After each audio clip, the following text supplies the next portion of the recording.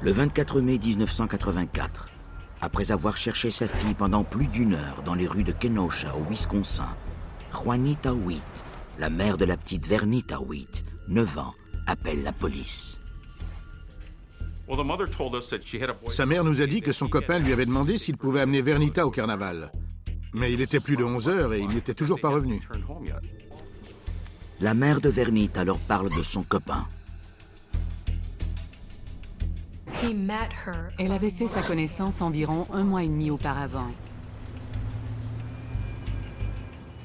Il avait dit qu'il s'appelait Robert Knight, qu'il vivait à Kenosha, sur la 20e rue. Il avait même montré à Madame Witt des pièces d'identité. Il lui rendait visite 2 ou 3 fois par semaine. Ils mangeaient ensemble.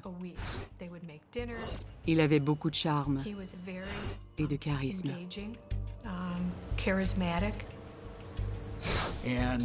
À force de lui rendre visite, il a gagné sa confiance. Juanita lui fait tant confiance qu'elle accepte de lui confier son unique fille.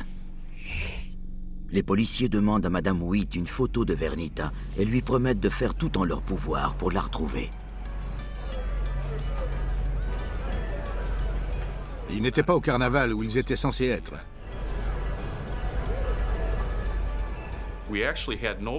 Nous ne savions plus où les chercher.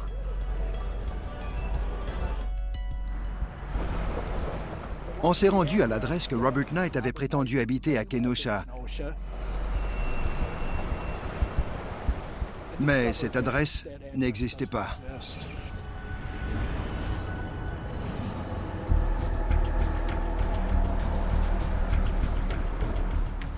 La police a convoqué Juanita au poste.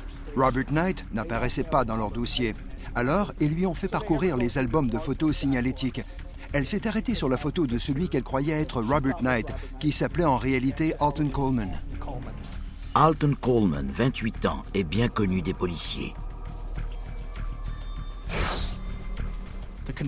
Les policiers de Kenosha ont compris qu'ils avaient affaire à un violeur récidiviste et ils se sont aussitôt mis à sa recherche.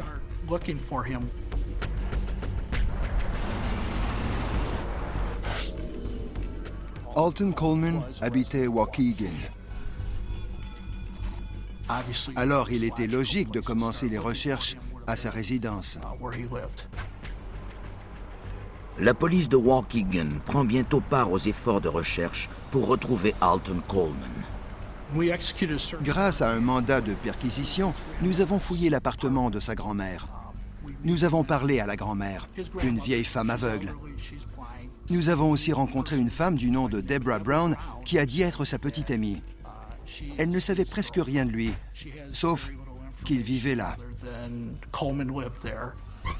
Incapables de trouver Coleman, les policiers ramènent sa petite amie de 21 ans, Deborah Brown, au poste de police pour l'interroger. Brown avoue que Coleman était absent la nuit précédente et qu'il se comportait de façon étrange lorsqu'il est revenu au petit matin. Mais elle prétend ne pas savoir pourquoi.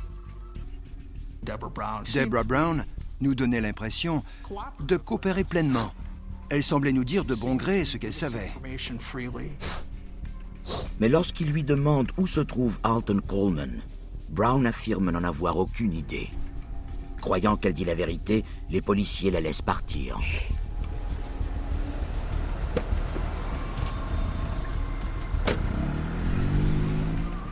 Après avoir interrogé Deborah, nous avons compris qu'il nous fallait faire tout ce que nous pouvions pour retrouver cette fillette. Cela faisait déjà plusieurs jours qu'elle avait disparu.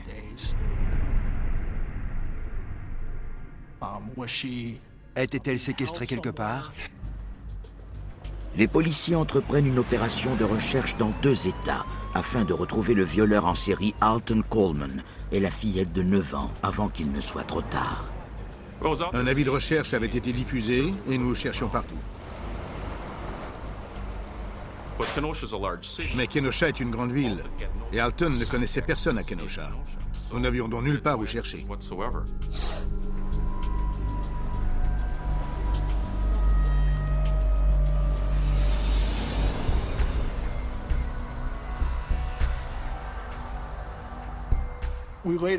Puis, nous avons découvert qu'il avait tenté d'acheter une arme à feu de quelqu'un qu'il connaissait.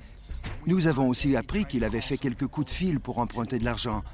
Un policier de Waukegan l'avait aperçu près de chez sa sœur, mais il s'était enfui en courant.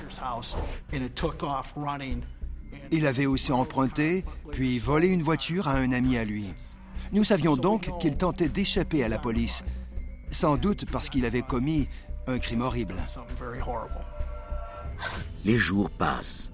Toujours aucune trace d'Alton Coleman ou de Vernita Witt. Les autorités décident de revenir en arrière. Nous avons voulu questionner Deborah Brown de nouveau, mais elle avait disparu. Nous avons appris plus tard que la dernière fois qu'elle avait été vue, elle était en compagnie d'un homme qui ressemblait à Alton Coleman. En raison des antécédents criminels de Coleman et de la disparition de Deborah Brown, un jury fédéral les accuse tous deux de l'enlèvement de Vernita Witt. Mais Coleman et Brown restent introuvables.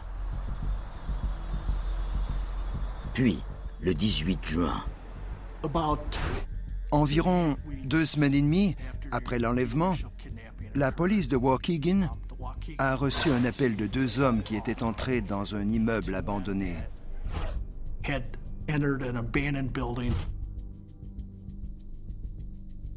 Et ils étaient entrés dans un des appartements abandonnés. Ils avaient défoncé la porte de la salle de bain et ils avaient découvert un cadavre.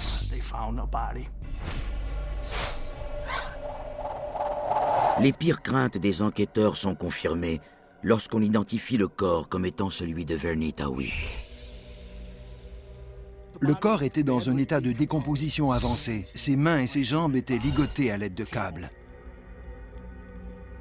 On a déterminé qu'elle était morte par strangulation.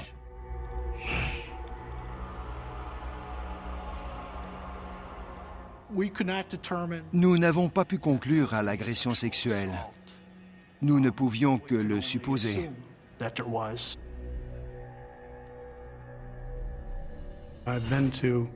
En tant que procureur, j'ai vu plusieurs scènes de crimes et d'homicides. Et je ne crois pas en avoir oublié une seule. Le meurtre d'un enfant est un événement si traumatisant et qui affecte tant de gens qu'il est impossible de l'oublier. Comment peut-on en venir à commettre un tel crime contre un enfant si jeune? Nous sommes en face d'où se trouvait le 114 rue Belvedere. À l'époque, c'était un immeuble d'appartements abandonné de 2 ou 3 étages.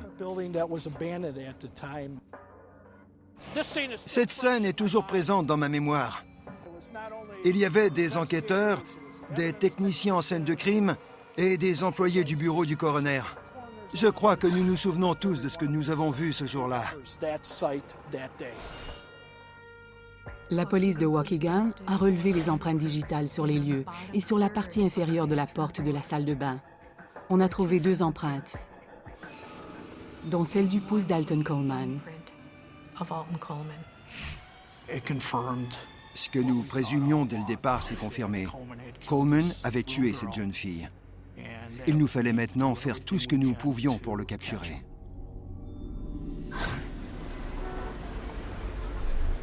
Tout le monde avait peur, parce qu'on ne l'avait pas capturé et on ne savait pas où il se trouvait.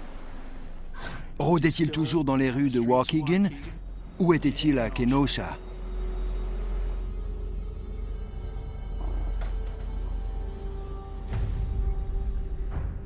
Personne ne le savait.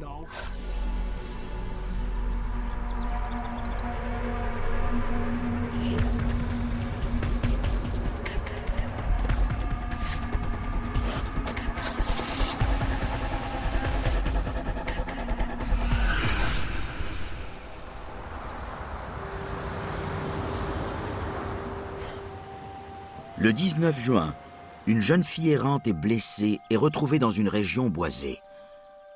On l'amène à l'hôpital à Gary, en Indiana. Un examen médical révèle qu'elle a été battue, étranglée et agressée sexuellement. La jeune fille déclare à la police qu'elle et Tamika Turks, une fillette de 7 ans, ont été amenées de force dans un boisé et attaquées par un homme et une femme. Le lendemain, on retrouve le corps sans vie de Tamika. elle a été aussi battue et agressée sexuellement avant d'être tuée. Tomika a été étranglée avec un drap pendant que l'autre fillette regardait, étendue au sol. Puis, ils l'ont agressée sexuellement. Ils lui ont passé une ceinture autour du cou. Ils l'ont serrée jusqu'à ce qu'elle perde conscience. Ils l'ont laissée pour morte. La fillette survivante est en mesure de fournir à la police une description physique de ses agresseurs.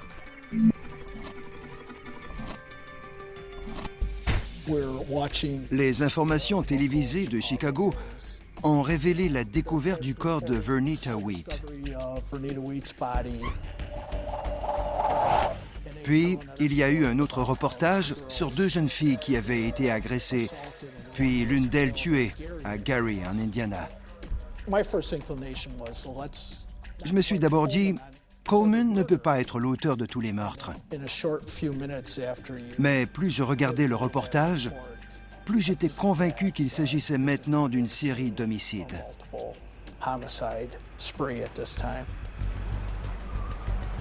Pour Alton Coleman et Deborah Brown, cette folie meurtrière ne fait que commencer.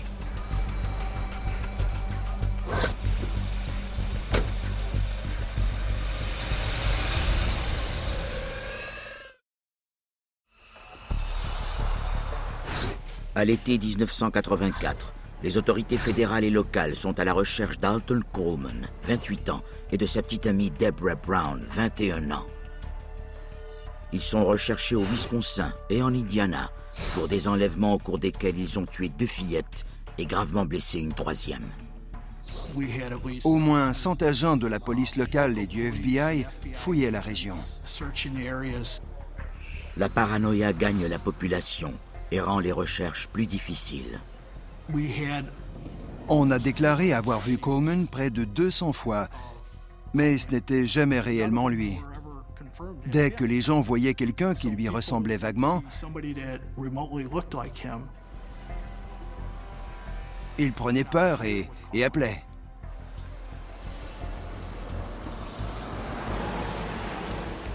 Ce n'est pas la première fois qu'Alton Coleman est recherché. La première fois que j'ai entendu parler de Coleman, il avait pris part au vol d'un restaurant de Waukegan et participé au kidnapping et au viol de sa propriétaire. On l'a alors reconnu coupable de vol.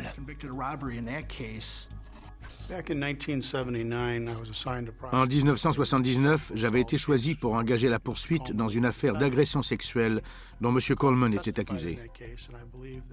Il avait témoigné et je crois que les jurés avaient avalé son histoire. Il avait réussi à les convaincre de son innocence. Je crois que c'est à ce moment que j'ai compris à quel point Alton Coleman pouvait charmer les gens. Alton Coleman était un pur escroc. Il savait se sortir de n'importe quelle situation. Alton Coleman est né en 1955 à Waukegan, en Illinois. Alton Coleman a été élevé par sa grand-mère. Sa mère l'avait abandonné quand il était très jeune. Il a grandi dans un quartier très pauvre de Waukegan. Afin de joindre les 2 bouts, la grand-mère d'Alton gérait un bordel et une maison de jeu chez elle. Très jeune, Alton présente déjà des comportements antisociaux. Il s'amuse par exemple à casser les fenêtres des logements sociaux où il habite. Alton Coleman était un enfant avec des troubles de comportement. Il était incapable d'obéir aux règles. Il allumait des feux et il mouillait son lit. Son enfance a été plutôt difficile, car il mouillait parfois son pantalon.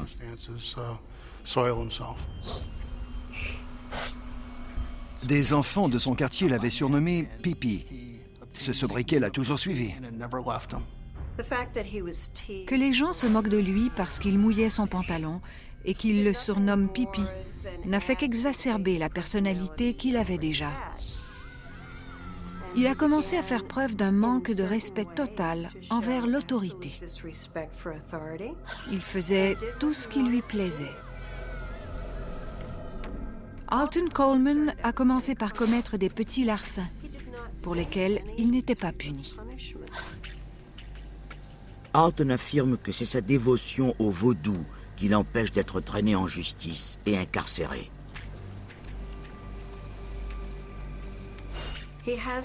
Il n'avait aucun respect pour l'autorité parce qu'il n'y avait jamais été soumis. Enhardi par l'impunité dont il jouit, Alton passe au crime plus grave. En 1973, à l'âge de 18 ans, il est arrêté pour agression sexuelle. Un crime pour lequel il serait arrêté à 5 autres reprises au cours des 10 années suivantes. Il est acquitté 5 des 6 fois. En prison, Alton est réputé pour agresser et violer les autres détenus. Un psychiatre de la prison le décrit comme un individu prêt à avoir des rapports sexuels avec n'importe qui, homme, femme ou enfant. C'était un prédateur sexuel. Il n'avait aucune conscience. Vers la fin de 1983, Coleman fait la connaissance de Deborah Brown, âgée de 21 ans. Deborah Brown venait d'une famille de 11 enfants. Ils s'occupaient tous l'un de l'autre. Elle n'avait pas beaucoup d'éducation et son QI était plutôt bas. Son quotient intellectuel se situait entre 59 et 75. D'après les nombres seulement, elle aurait pu être considérée comme ayant une légère déficience mentale. Elle présentait ce qu'on appelle un trouble de la personnalité passive dépendante. Elle avait besoin de dépendre d'un autre. Coleman a délibérément choisi Deborah Brown. D'une façon ou d'une autre, il savait que Deborah Brown serait la partenaire idéale.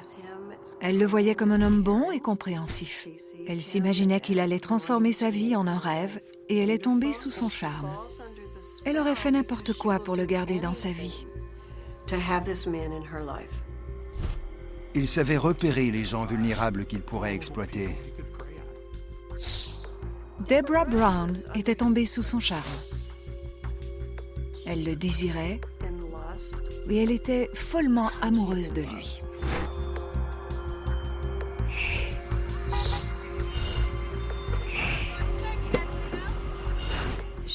Et peu importe ce qu'Alton lui disait de faire, elle lui obéissait.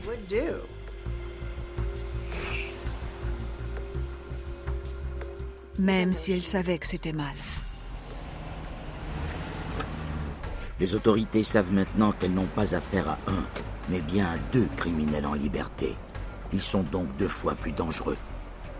Le 19 juin 1984, à Gary, en Indiana, les parents de Donna Williams, 25 ans, signalent sa disparition. Ils déclarent à la police qu'elle était partie chercher de nouveaux amis en voiture. Alton Coleman avait rencontré Donna Williams. Ils avaient discuté de religion. Il disait vouloir aller à l'église afin de se confesser et de s'intégrer à la communauté religieuse à laquelle Donna appartenait. Comme tous les psychopathes, Alton Coleman était capable de présenter une apparence complètement inoffensive. Il n'abordait pas les gens armés d'un couteau pour leur demander de le suivre. Il créait d'abord un lien de confiance.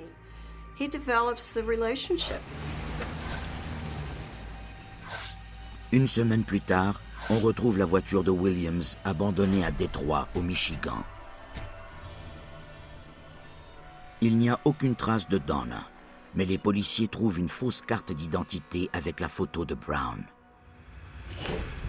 Le même jour, Coleman et Brown kidnappent une femme de Détroit en la menaçant d'un couteau et lui ordonnent de conduire sa voiture jusqu'en Ohio. La femme provoque délibérément un accident et prend la fuite à pied. Coleman et Brown repartent avec sa voiture.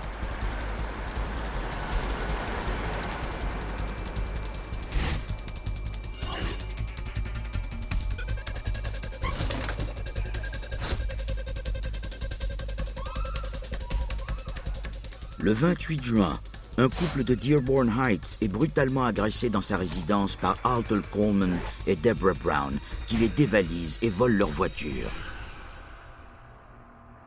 Ils agissaient comme des animaux. Ils attaquaient n'importe qui, n'importe comment, n'importe où. Ils ne se souciaient aucunement de leurs victimes.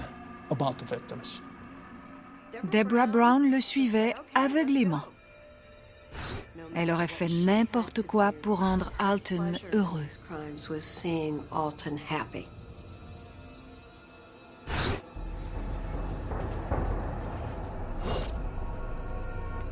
Je crois qu'ils choisissaient toutes leurs victimes au hasard. Que ce soit pour de l'argent, pour une voiture, pour de la nourriture. Il passait ensuite à une autre victime.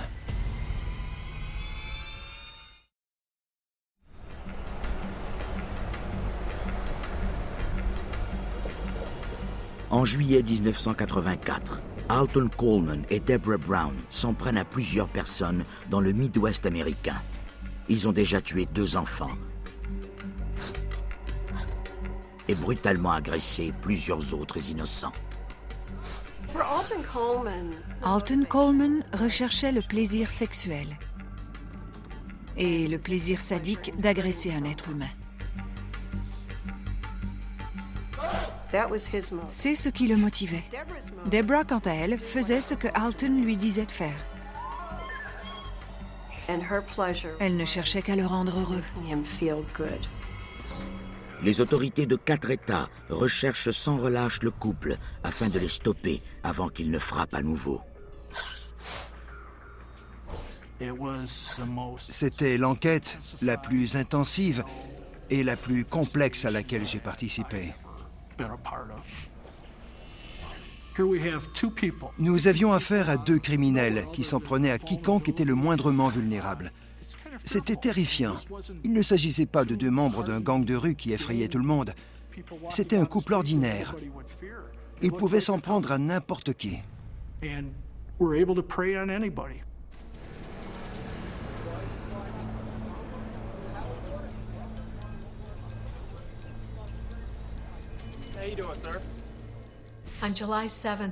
Le 7 juillet, Alton Coleman s'est rendu à Toledo, en Ohio, chez Monsieur et Madame Dovindek. Ils prétendaient vouloir acheter une voiture usagée qu'ils avaient mise en vente dans la rue. Il les a menacés d'une arme à feu et il a volé leur voiture et de l'argent. Il ne s'en prenait qu'à ceux qui étaient plus faibles, plus petits ou plus vieux que lui. Il choisissait ses victimes délibérément parce qu'elles ne pouvaient pas se défendre. C'est un cas de prédateur et de proie. Le prédateur sait que sa victime est vulnérable. Il sait qu'elle est à sa merci.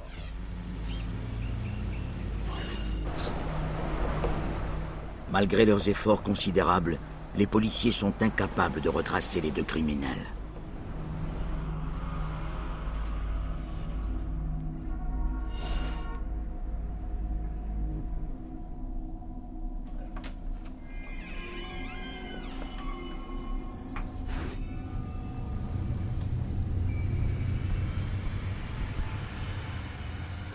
À Toledo, en Ohio, les proches de Virginia Temple sont sans nouvelles d'elle et de sa fille de 10 ans depuis quelques jours. Le 11 juillet, ils signalent leur disparition à la police. Virginia Temple et sa fille ont été retrouvés sous leur maison. Virginia Temple avait été étranglée et bâillonnée avec un T-shirt de bébé. Sa fille avait été agressée sexuellement et étranglée elle aussi. On retrouve l'empreinte de pas d'Alton Coleman sur un vêtement près d'un des corps. Deborah Brown et Alton Coleman étaient très négligents. Mais ce n'était pas parce qu'ils voulaient se faire attraper. Ils étaient seulement si arrogants qu'ils ne ressentaient pas le besoin de se cacher. Le même jour où les corps de Virginia Temple et de sa fille sont retrouvés, le cadavre de Donna Williams est découvert dans une maison abandonnée à Détroit. Elle a été étranglée avec un bas-culotte. Les meurtres que Coleman et Brown ont commis sont plus brutaux que tous les crimes sur lesquels j'ai enquêté ou dont j'ai entendu parler. C'étaient des meurtriers complètement insensibles. Les recherches pour retrouver Coleman et Brown prennent de l'ampleur et d'autres municipalités sont alertées.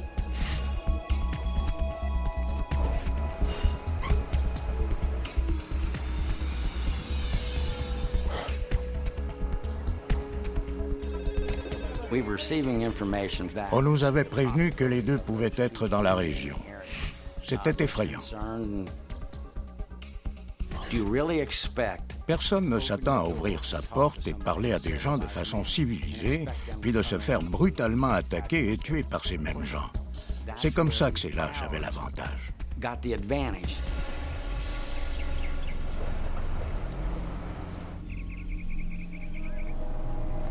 Hello?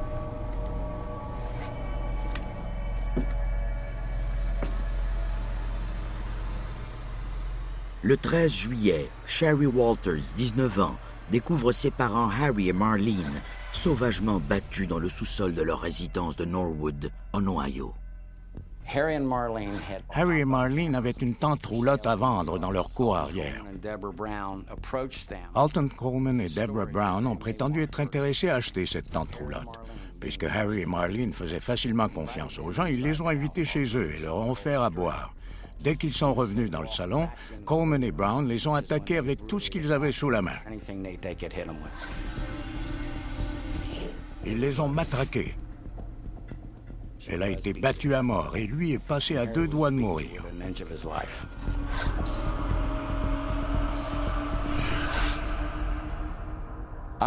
Je ne sais pas comment il a fait pour survivre. Je suis sûr qu'il croyait l'avoir tué. Les policiers inspectent les lieux du crime. Mais pour certains, ce n'est pas une affaire comme les autres.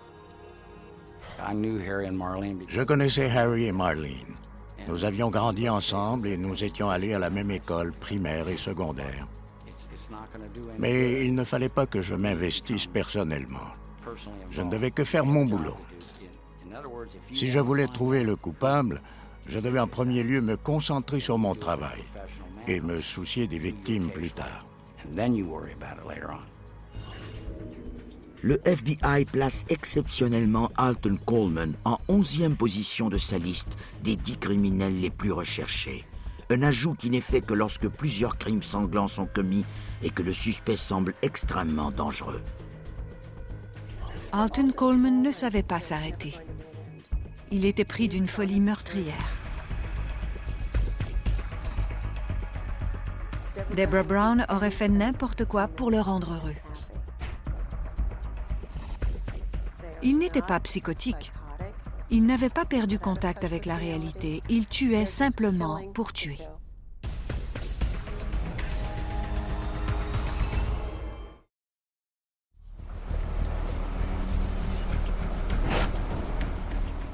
Alton Coleman et Deborah Brown, un couple de dangereux criminels, commettent une série de vols, de meurtres et de viols dans le Midwest américain pendant l'été 1984. Les autorités déploient tous leurs efforts afin de les arrêter avant qu'ils ne récidivent.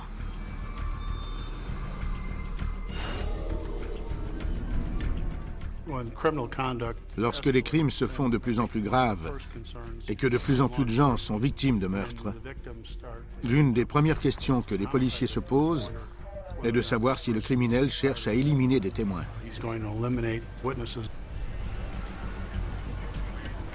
Si c'est le cas, la police fera tout en son pouvoir pour mettre le grappin sur le criminel. Plus le temps s'écoule, moins il y a de chances d'attraper le criminel. Il faut concentrer nos efforts, agir le plus vite possible et y mettre toute notre énergie. Une tâche d'autant plus difficile que le couple est imprévisible et que les attaques se font de plus en plus audacieuses. Comme la plupart des couples de meurtriers, ils s'imaginaient à l'abri de tout. Ils ne pensaient pas pouvoir se faire attraper. Et ils croyaient que leurs crimes demeureraient impunis.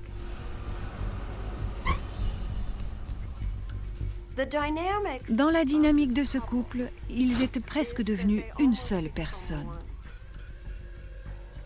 Alton Coleman et Deborah Brown ne formaient qu'un seul organisme. Et cet organisme se nourrissait de ces meurtres. C'est ce qui entretenait leur relation.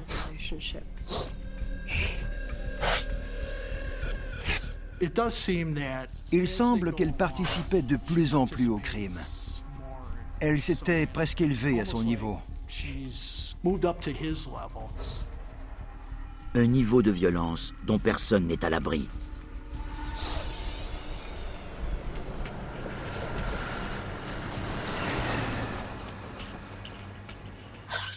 Le 16 juillet, les deux meurtriers détournent la voiture d'Oline Carmichael fils, 45 ans, et le kidnappent à Lexington, au Kentucky. Coleman et Brown se rendent ensuite à Dayton, en Ohio, où ils abandonnent la voiture.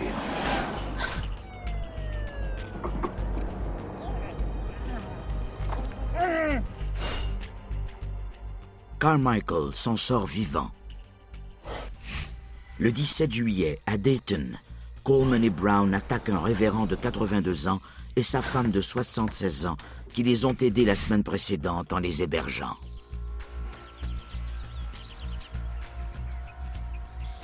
Le révérend et sa femme passent à un cheveu de la mort.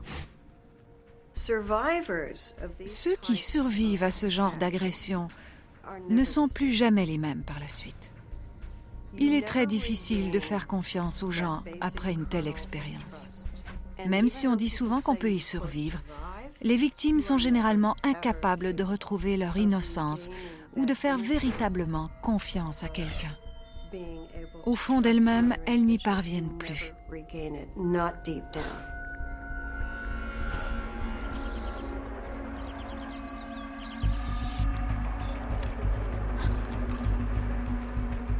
Coleman et Brown volent la voiture du révérend et se rendent à Evanston, en Illinois.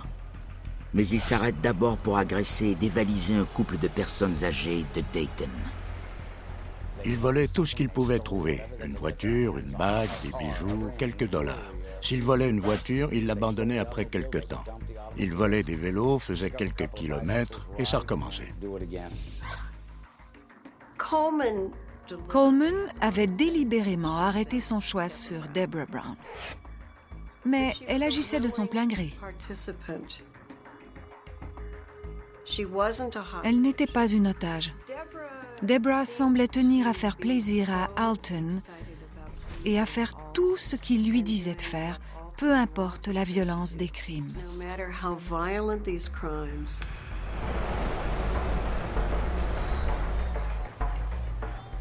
Deux jours après que Coleman et Brown ont quitté l'Ohio, on trouve le corps de Tony Story, 15 ans, dans un immeuble abandonné de Cincinnati. Story a reçu plusieurs coups de couteau et une balle dans la tête, mais elle est morte étranglée. Des témoins ont aperçu Story en compagnie de Coleman et de Brown. Et un bracelet appartenant à Virginia Temple, une autre de leurs victimes, est trouvé sous le corps de Story.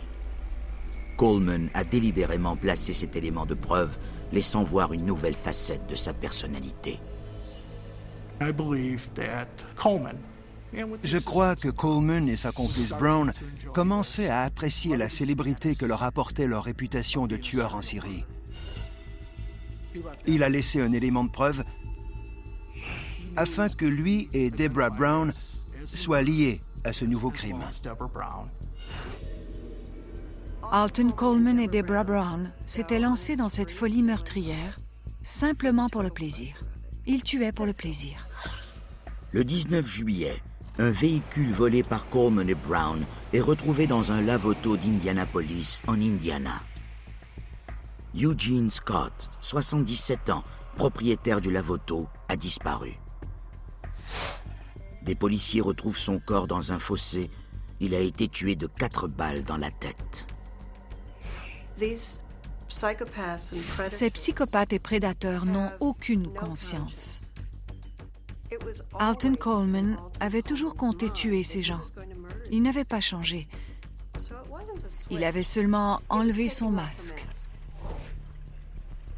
Et dans son esprit, Deborah Brown adulait tellement Coleman que peu importe s'il commettait des meurtres ou non, elle l'aurait suivi en enfer. She would follow him into hell.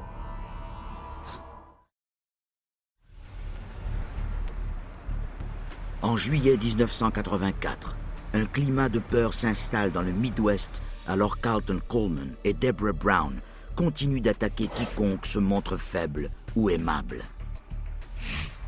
Alton Coleman profitait des gens qui lui faisaient confiance. En lâche, il les agressait, les tuait et les volait.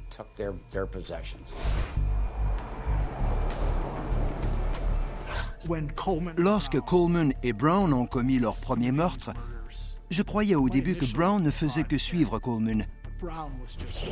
Mais elle s'est avérée être plus qu'une simple complice. Au-delà de ce que j'imaginais. Deborah Brown n'avait pas été menacée et elle n'était pas victime de violences conjugales. Elle était devenue complice à part entière et elle allait jusqu'à aborder elle-même les victimes.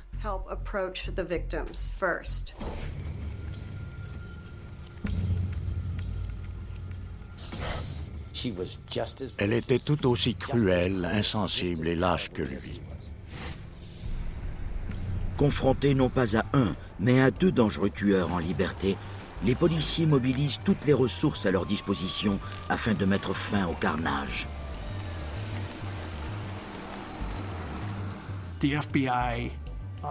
Le FBI a établi un profil psychologique qui prédisait qu'il reviendrait à Waukegan. Nous nous sommes préparés pour cette éventualité. Nous avons informé nos unités de patrouille et tous nos policiers. Les agents du FBI se sont rendus à Evanston, en Illinois. Et ils ont informé la police locale. Ils ont aussi placé des avis de recherche un peu partout à Evanston.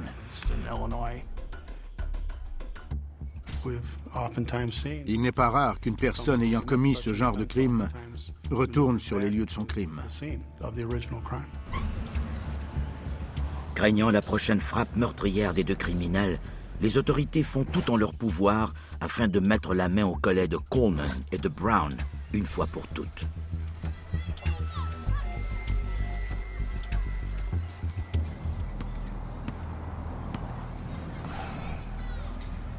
Coleman et Brown ont été vus dans un parc à Evanston, en Illinois, par quelqu'un qui les connaissait.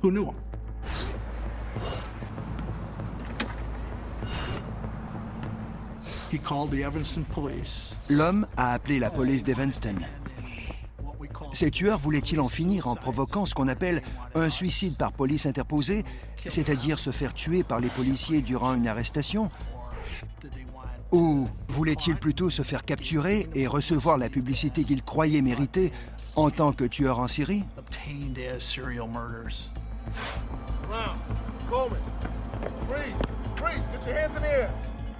Difficile à dire.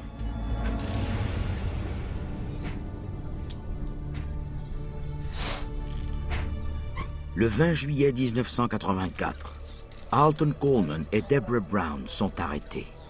Le régime de terreur de 53 jours est enfin terminé. On a trouvé un couteau sur Coleman et une arme à feu sur Deborah Brown. Ils n'ont pas eu l'occasion de blesser qui que ce soit. L'arrestation s'est déroulée à la perfection.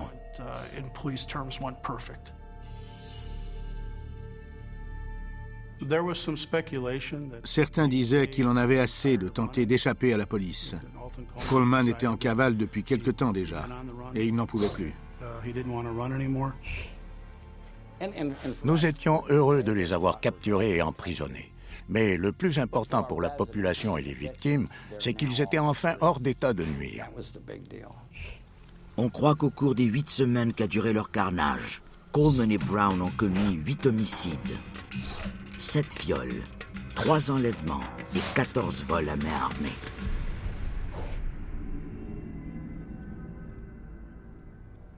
Nous étions soulagés de les voir arrêtés et de savoir qu'ils seraient traduits en justice. Les procureurs de 20 territoires de compétence se rencontrent pour déterminer le déroulement des procès de Coleman et de Brown. Il a été décidé que les procureurs qui chercheraient à obtenir la peine de mort seraient les premiers à les traduire en justice. C'est donc l'Ohio qui a ouvert les procès. Après des mois de préparation au procès, Alton Coleman et Deborah Brown comparaissent pour le kidnapping d'Oline Carmichael. Le 7 janvier 1985, un juge les condamne à 20 ans de prison. Les autres procès se succèdent rapidement. Le 30 avril, Coleman et Brown sont condamnés à mort pour le meurtre de Marlene Waters. Moins d'un mois plus tard, ils écopent à nouveau de la peine de mort pour le meurtre de Tony Story. Une condamnation en justice apporte une certaine tranquillité d'esprit. Mais la justice ne pourra jamais redonner aux familles ou aux mères des victimes ce qu'elles ont perdu. Tout au long des procès, Deborah Brown reste loyale envers Alton Coleman. Elle était très protectrice envers lui. Elle était extrêmement réticente à raconter son histoire, et cette attitude est rare chez les accusés, ce qui aurait nécessairement incriminé son copain, Alton Coleman.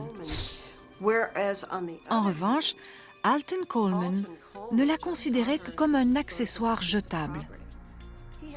Il ne manifestait aucun lien émotionnel avec elle, et il n'aurait pas hésité à la tuer s'il avait constaté qu'elle ne lui obéissait plus au doigt et à l'œil. Il n'avait aucune conscience. Coleman et Brown sont extradés vers l'Indiana, où, le 2 mai, Alton Coleman est condamné à mort pour une 3e fois pour le meurtre de Tamika Turks. Ils écopent d'une peine additionnelle de 100 ans de prison pour l'agression et la tentative de meurtre contre la victime qui a survécu. Deborah Brown écope d'une peine identique. Deborah Brown n'aurait pas commis ces crimes sans Alton Coleman ou sans une autre personne capable d'exploiter ses faiblesses. Deborah Brown n'est pas née meurtrière, elle l'est devenue. Alton Coleman a fait d'elle une meurtrière. Alton Coleman est ensuite extradé vers l'Illinois où il comparaîtra pour le meurtre de Vernita Wheat. Deborah Brown n'est pas accusée de ce meurtre. Elle est renvoyée en Ohio pour y attendre la peine de mort.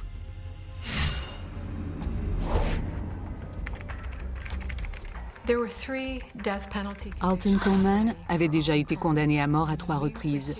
Mais lorsqu'il est arrivé ici, en 1986, nous n'avons eu qu'à regarder la photo de Vernita Wheat, une fillette, pour décider de le traîner en justice à notre tour. Son procès s'ouvre le 15 janvier 1987 et prend fin le 24 janvier. Il est reconnu coupable et écope d'une autre peine de mort. Après que la peine de mort eut été prononcée, les jurés ont demandé au juge s'ils pouvaient nous voir, Matt Chancey et moi. Nous sommes entrés dans la salle des jurés et ils se sont levés et nous ont applaudi. Ayant maintenant reçu 4 fois la peine de mort, Alton Coleman devient la première personne à être condamnée à mort dans 3 États différents. Il tente de faire annuler ses sentences en prétendant, entre autres choses, qu'il a été négligé et abusé dans son enfance. On est psychopathe dès sa naissance. On ne le devient pas. On ne devient pas un arnaqueur ou un psychopathe parce qu'on se fait taquiner. On l'est dès la naissance.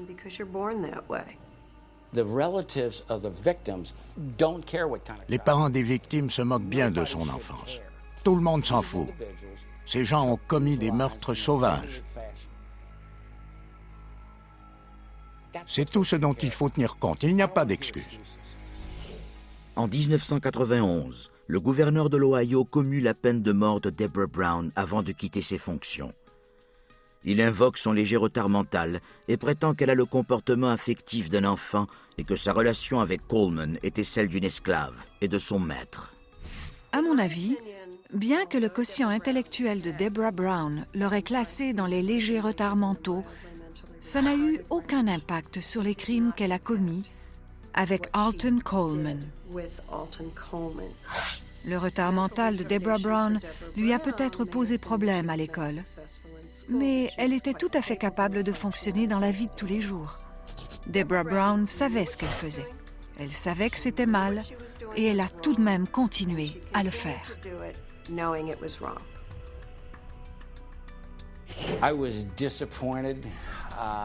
J'étais déçu, c'est le moins qu'on puisse dire. Elle aurait dû être exécutée, mais elle y a échappé. Ça m'a dégoûté.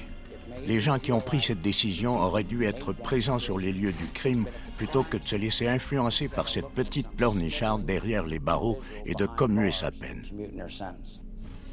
Après avoir épuisé ses appels, le 26 avril 2002, à l'âge de 46 ans, Alton Coleman est exécuté par injection létale au Mansfield Correctional Institution, près de Lucasville, en Ohio. En raison du grand nombre de victimes et de proches des victimes qui avaient demandé à assister à l'exécution, une émission en circuit fermé est présentée afin d'accueillir le plus de gens possible. Ai-je assisté à l'exécution? Non. J'ai essayé, mais je n'ai pas pu avoir de place. Elles étaient déjà toutes prises. Certains diront qu'ils ne voudraient pas assister à une exécution. Moi, j'ai suivi l'affaire dès le départ et je savais comment ça allait se terminer. Alors je voulais la suivre jusqu'à la fin. Alton Coleman n'était que déchet de l'humanité. Peu importe qui, peu importe leur âge, peu importe que ce soit des gens vulnérables, il tuait pour le plaisir ou pour l'argent. Il n'y avait aucune chance que cet homme puisse se réhabiliter. C'est certainement un grand service qu'on rend aux victimes et à la population en s'assurant qu'ils soient retirés de la société à tout jamais.